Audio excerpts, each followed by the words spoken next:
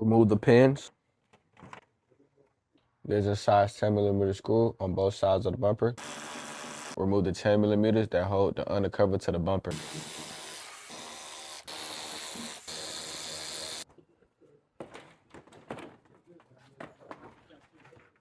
There are 4 10mm screws that you have to remove that holds the headlight.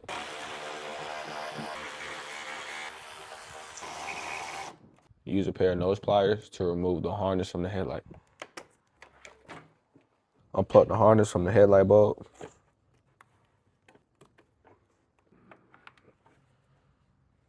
Remove the bracket from the old headlight and add it to the new headlight using a size T15 hex bit.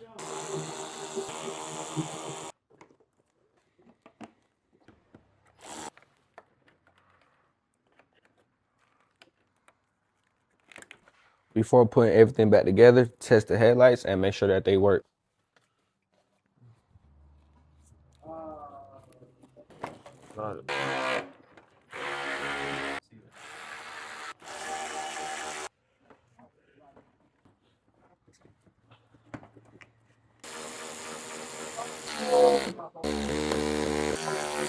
Add the clips back.